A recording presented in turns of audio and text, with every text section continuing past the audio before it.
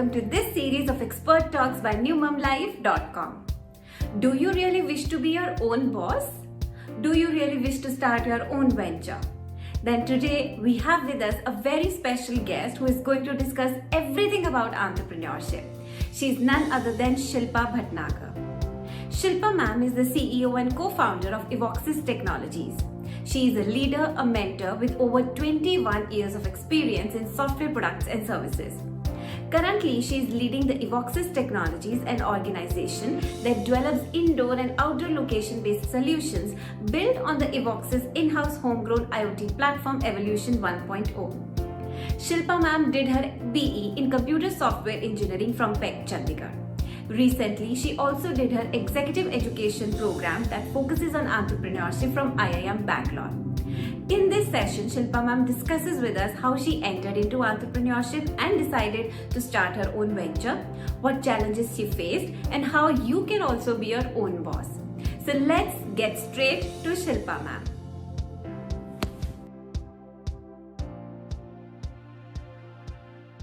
Hello ma'am, how are you? Hi, I'm fine, Gitika. Thank you for having me here. Thank you so much, ma'am, for accepting our invitation and giving us your precious time. It is really loving having you in this series of talks. Thank you so much. Really appreciate it. Thank you, ma'am, and welcome to the series of expert talks by NewMumLife.com. Very nice. All right, ma'am. Okay, before proceeding with the session, I would like to tell you one thing, that I will be recording it and we will be uploading it on the YouTube channel and the website that we manage. So are you fine with it, ma'am? Yeah, that's okay, Gitika. Great. So shall we proceed with the session now? Yeah, please go ahead. Okay, great, ma'am. So as first I would like to ask you that you are the CEO and founder of Evoxyz Technologies, right? So how and when did this entrepreneurship bug bite you? That's a very good question, and bugs are a part of my life because I'm a software education, a software engineer by education. Okay. I've done my computer science engineering from Chandigarh way back. I was, what was happening, Gitika, in my life, that I'm very passionate about technology, and I worked, and I didn't realize it when after I knew that I wanted to do technology, but I never realized it that it's going to be that it's something that keeps me going. So when I got into work, I started contributing to various products that made difference in people's lives. A lot of products I have developed. I've been a part of CDOT and then with Use Software Systems and multiple other MNCs where we build products that change life. I worked on internet protocols. I worked on the DSL modems that you have in your houses, through which you get. And the software we wrote kind of impacted people's lives, and that really gave me a high. Right, this is great. So I did multiple jobs, and finally in the year 2014, I realized that I started getting a feeling that my core strength is that I'm good with people and I can manage technology well. So I should kind of use these skills to make a difference. And at that point of time, IoT and Bluetooth was really becoming a big thing in the technology space. And an unfortunate incident happened in my friend's life. Her 2.5, 3-year-old daughter was not handled very well in a school. Okay. So that really hit me hard, and my daughter was of the same age at that time. Okay. So that really hit me hard, and I thought, what is my strength? I am not a lawyer who can fight a case or sue somebody. Right. I am not a person who can go to India Gate for a march and test. I can understand. So I thought, what is my strength? I said my strength is technology, and I should use that strength to make a difference with this cause. Yes. And that's how the thing came into picture. This story of mine kind of made me pushed me into doing something of my own. Yes. Right? And so that I can build something technology which could help kind of save children in some way or the other. That's so inspiring, ma'am. That's so inspiring. Wow. Thank you, Gitika. Yeah, so I feel that every startup has a story behind it.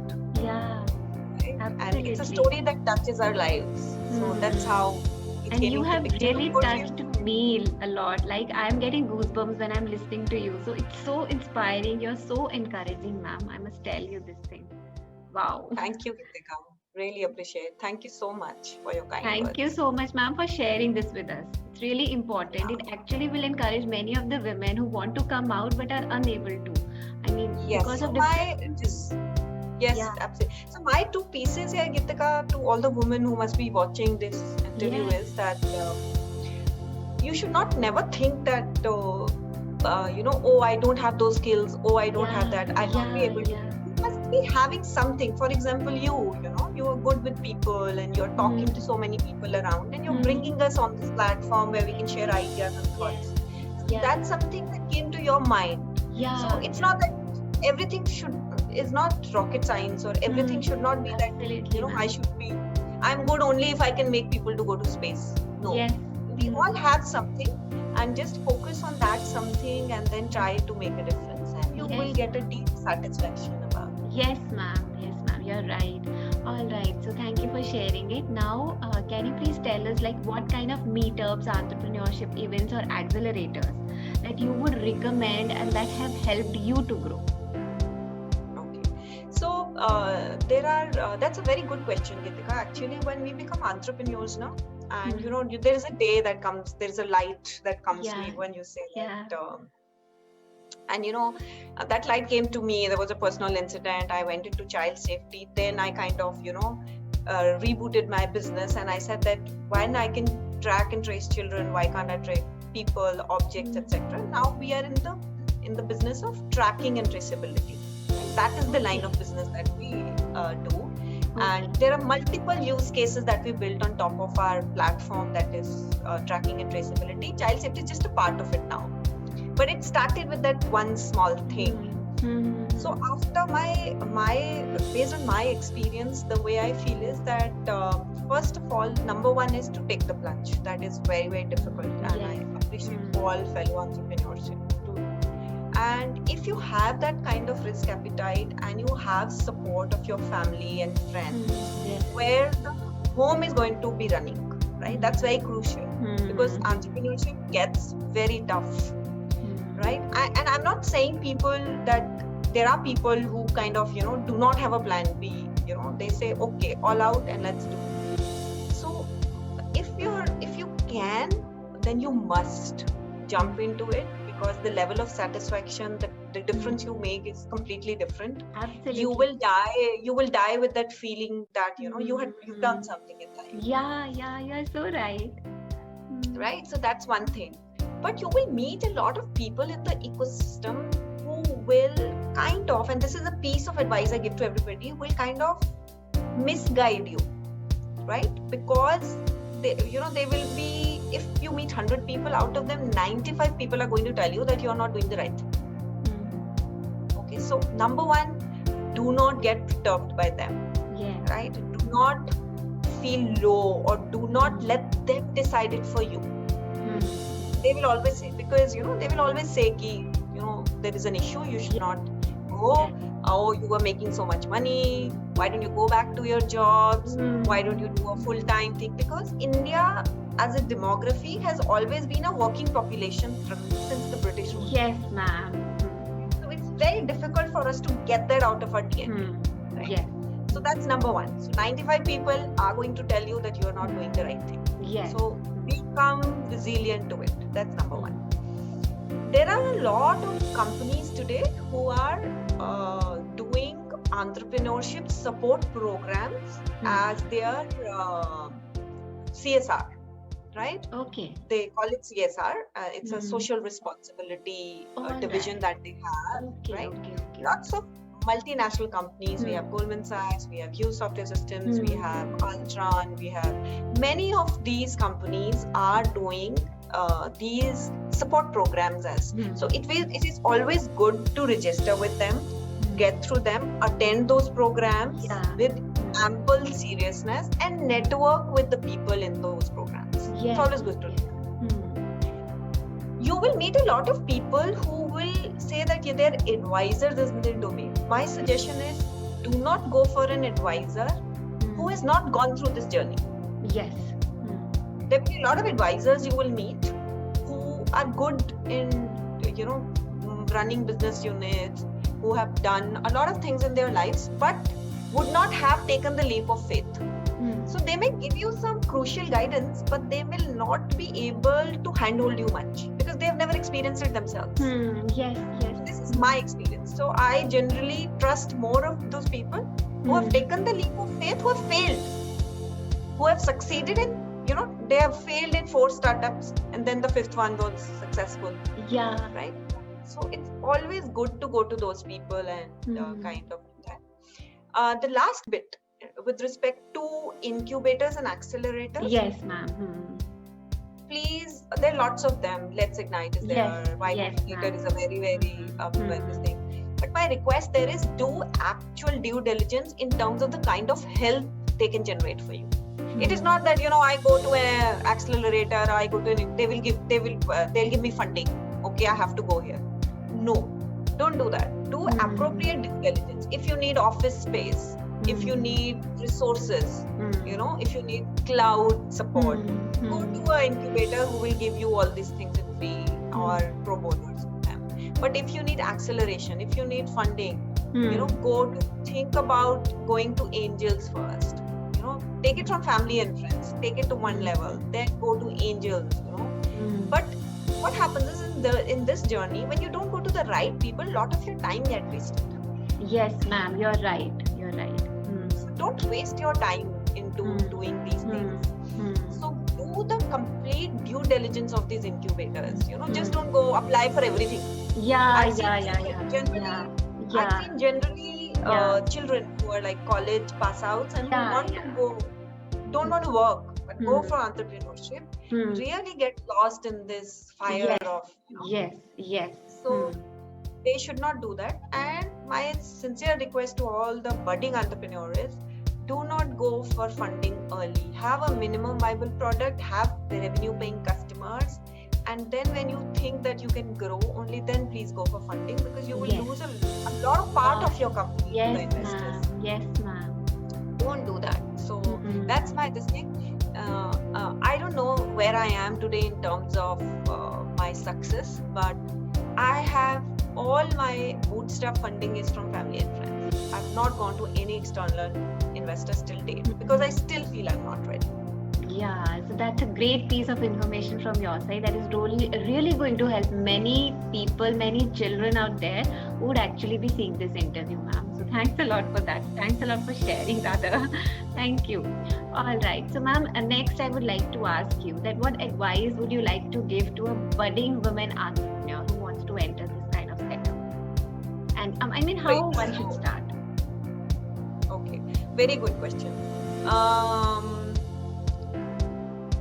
How one should start is just start, right? So I will take a few examples. The moment that the thought has come to your mind that you want to do something of your own is the first step, actually, right? Now we have to convert it into a reality.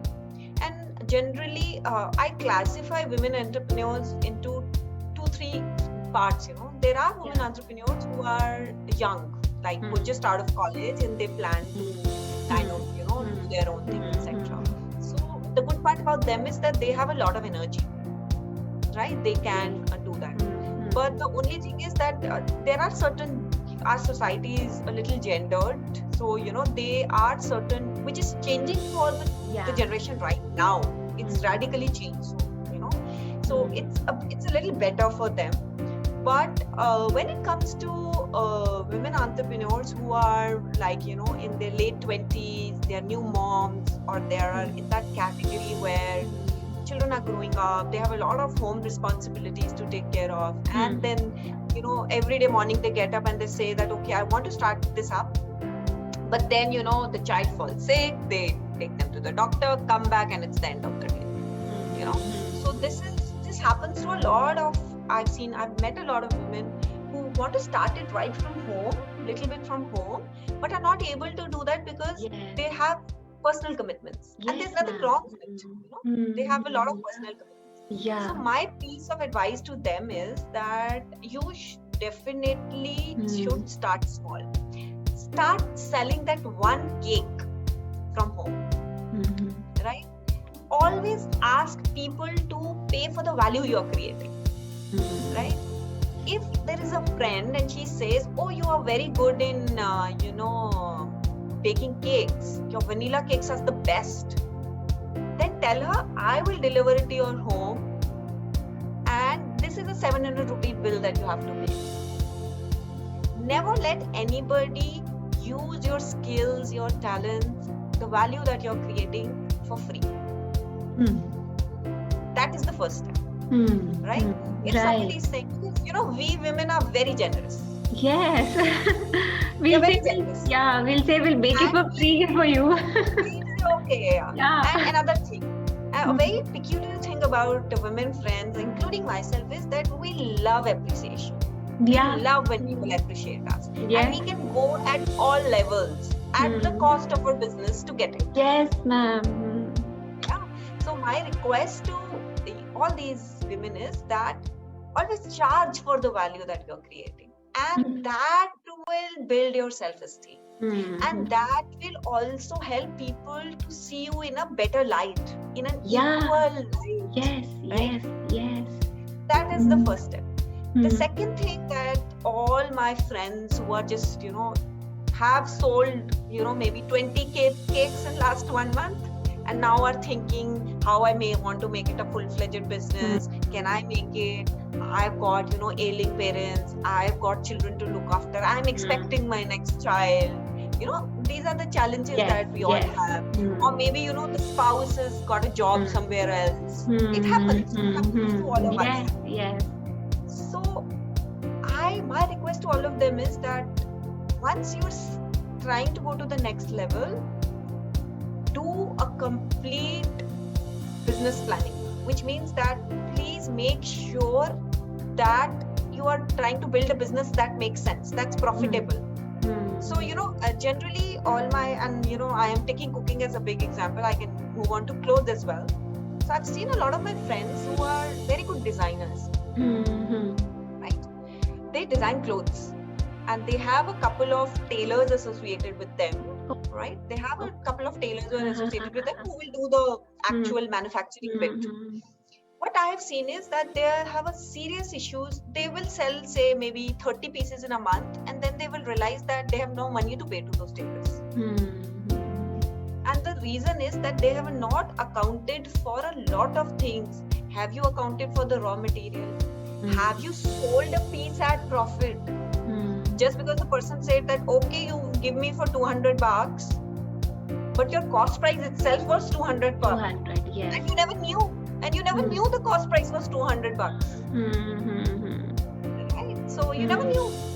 And you thought that, I'm getting a customer, I should go ahead and sell it or whatever she's charging me to. At least she's paying me something. So like that, So then this is the reason. And then at the end of the day, what entrepreneurs feel, let me pack my bags, let me go, with wherever. Let me go back to my mom's place, or let me go travel with my spouse. And it's not making sense. It's not making sense because you never did that analysis. All businesses make sense if the right analysis, backed by the right analysis and data. So please do that. And it happens a lot, Geetika, for the women who are in home kitchens. Because they're not taking into account the cost of their effort, the cost of things that they are paying to their maids, the cost of in raw materials that they are using from their own kitchen.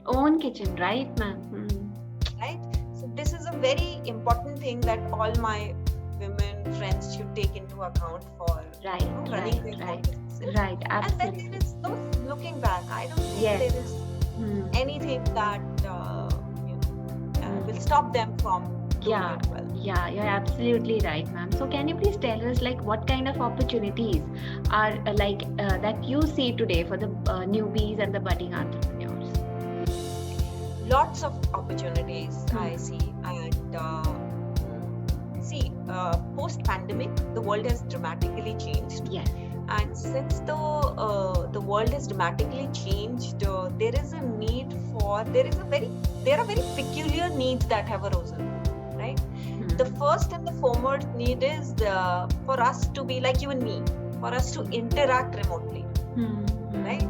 Right. So this is a very important piece area in technology. For all my fellow women entrepreneurs who are working in technology, it is very important for them that you kind of invest your energies in areas where you are going to where you can enable this thing. Yes. Right? It could be video solutions, it could be face recognition, computer vision, automation of all these scenarios, scene detection. So that is an area which is really upcoming. Of course, artificial intelligence and machine learning is a no-brainer. That's one. The second important thing is digitization in finance domain. Right. Whole world is moving to digital platforms because of course post-pandemic effect, and also for better reconciliation. There are lots of scams that are happening, and people have realized that technology is the only way of reconciling where the money is flowing, right? So for me, I strongly believe that this area is really going to grow. So whether it is fintech, whether it is multiple platforms to enable microloans, whether it is supporting people for generating funds. So those are the areas. That is the second area. The third area is definitely healthcare. Yes. Healthcare, is, you will agree, is a very key area where you do. And it is, you could start very small. Healthcare is a big area, very small, as in maybe selling organic food, selling vegan dishes, right? Healthcare starts from there, very organic, or to big things like developing new vaccines. Yes. It's a plethora of things, but you could start really small from there. So healthcare is another area, and I consider fitness as a part of healthcare only. Yeah. Yes, ma'am. And the last but not the least is very strongly, I feel, is social apps. Yes. Right? Yes. Social apps, I divide them into mental health issues. So those are social areas. So mental health solutions are the next big thing. And the other part is something that can, kind of build connections. So like, of course, social networking is one thing that is, but social networking with a positive impact is missing. So that is an area where, I feel a lot of, and who else than women to do that? Yes, ma'am, you're right. Yes, right. So ma'am, what do you think what kind of challenges exist for the women entrepreneurs in general, and how to overcome them? There's a very interesting thing I would like to share here is, and I have realized it over my experience for past more than 25 years of working and, interacting with so many people around the world. All challenges lie here. Right? So there is a big deal going about gender equality, diversification, diversity, parity at work. I know these are challenges. I know we women have had really tough, but I strongly feel, Geetika, that we have reached a level where people are being partial to us now. Right? Men are facing it more. Right? And I think, and it's very important for us to speak up. Whenever there is a disparity like that, it is very important for us to fight for us. But who's going to fight those battles? It's you and me. It's us. Nobody else from outside is going to come and help me. Right? And tell me, how many times you've not seen women behaving like damsels in distress and misusing their gender for getting how many times you haven't seen that? So I think it's time we all understand that these are the challenges we have to fight for ourselves. We have to stand up for ourselves. And the second important thing which I have learned from men is I call it #sisterhood. I've seen that men work for the upliftment of men in a great way. And that is something we should learn from them. Yes. Women never do that. Never do that, right, ma'am? So women should support women in a positive way, so that our whole, if you call it, a community, women as a community is uplifting, right? Right after this interview, when you go back, you have to say, I had a wonderful time, this women I spoke to about. You don't have to say that. Generally I've seen women doing that right after a conversation like this. They will go, she's very snooty. Oh my God. Yes. Never do that. So we as people who are working diligently, managing our houses, managing our relatives, parents, and our work, should work for them. So I have a thumb rule that 50% of my organization has to be women. Right, good. All right. Great, ma'am. Great tips from you, right? It is really, I'm saying it generally now, please don't take it. It is a very good session from my side, and I will also say this only once we complete with the session. So it's a very good session. But that's You're most welcome. That's the truth. You're most welcome, Geetika. I know that, and I appreciate that you are doing you are doing something that is going to impact lives. My God, right? Thank you so much, ma'am. Nice. Please, I'm totally with you in this cause. Whenever you feel my help, let me know in whatever way I can help you. And I want to promote this platform and help you take it to the next level. Wow, thank you so much, ma'am. Thank you. Okay, now one thing, please tell us that what kind of, how do you get over those difficult times that you must also be facing, right? So how do you push yourself during those times? Good question once again, Geetika. You're very good with your questions. See, being an entrepreneur is a very lonely job, right?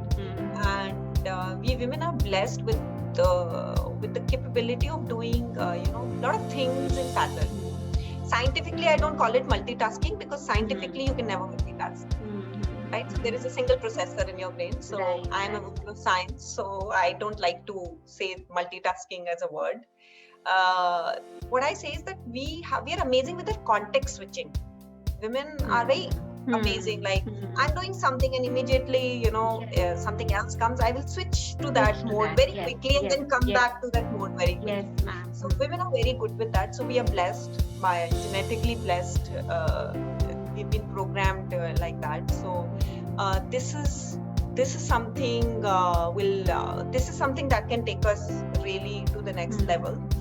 Now, what issues, the way I look back and in my tough times, is that you should have a group of people in your life with whom you're extremely honest. Right? And the good thing is that whenever you are feeling low or whenever you're feeling down with certain things, whether personal or professional, you should go to those people and tell everything the way you're feeling. They may not have the solutions for it, but at least that thing will get out of your system. Yes, right. So you should really have, and that is why I constantly keep saying that it is very, very important for all of us to socialize physically, remotely, whatever, is the fact that you have to get negative thoughts, feeling of incapability out of your system. That is the first step about becoming capable. So have that group. You can, it could be a combination of, friends and family, or even colleagues. I have certain very, very, old colleagues who are now friends and almost families that were just a phone call away. I would call them up. I will tell them that these are the points I'm working on. And you will be surprised at some of the inputs I get from are people who have no idea of my work. Right. You'll be surprised. So try them. Try those people around yourself. And I'm sure that will have. This is something that works for me. I also believe in the sense of spirituality. I think spirituality is something that I believe in the concept of energies. So I think if you emit positive energy, it reflects. So Yes. try to work, there are lots of Yes. things around, lots of content around to help you on that thing. So you should choose and follow something that kind of works for you. Great, ma'am. So can you please suggest us some must-follow practices to be an entrepreneur? Must follow practices. Oh my God, that's a really tough one, Gitika. Number one, resilience. All right. Right. So I have a mentor. He guided me on this and I really take. He said that you should never give the key to your mood swings to somebody else. Right. So never let anything or everything impact you. Right. So resilience is an important thing that you need to work on. Like that is something you need to build, and I'm still not there. So that is a first step. The second step is perseverance. Keep doing. Yes. You may not, because the problem with us humans is that we now want things very fast.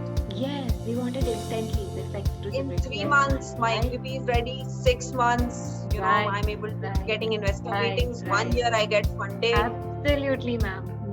3 years, I'm a unicorn. We and don't that's have patience, right? Yeah. So, there is a very interesting saying by somebody, I'm missing the name of the person, that it takes at least 10 years for an entrepreneur to become an overnight success. Oh, okay, yes. Because once he becomes successful, then you realize, he was nothing yesterday, but today he is. But you don't know the journey. Right, ma'am. My request is, be perseverant. Don't leave it. Keep doing small steps.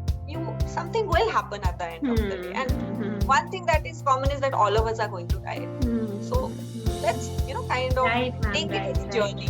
Right. So take it as a journey. So these are two important things. The rest, everything is in the books and in YouTube channels and in social media things. Resilience and perseverance. Right. And one last piece I want to give to all my fellow women entrepreneurs, because this really used to impact me.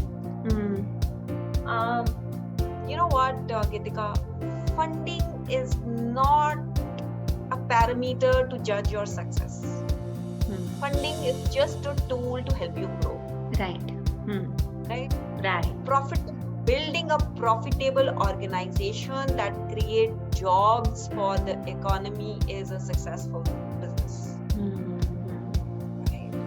So don't let that impact you. You may have a business was never funded, but still. Who funded Jamshedji Tata when he started? Yes, ma'am. You're so started with the own I can totally relate with your words, ma'am. Whatever you are saying, I can relate myself to that level. I mean, hats off to you. What a kind of descriptions, what a kind of suggestions you are giving. I mean, literally hats off to you, ma'am. Thank you so much, Gitika. All right, ma'am. So last question is that what's your take on NewMumLife.com? Oh, wonderful. My take, I think it's a fantastic initiative. Wow. And coming in from a woman who's an educationist is also an amazing thing. And this platform is a perfect example of how, the power of being a woman, and how you can convert it into real energy, which is positive and which is being dissipated to all the women around the world. So that's my take on newmum.com, and I really wish you all the best. I want you to go multiple heights, become a unicorn one day on your own. Thank you so much, ma'am. It was lovely talking to you. I mean, thank you so much for once again for accepting this invitation, coming on this platform and literally giving us so good suggestions that I must tell you are going to help many women who would actually be seeing this session. Absolutely, ma'am. And the first woman would be me. So, I mean, yes, ma'am. The kind of suggestions women are giving on this kind of a platform are literally impacting many lives.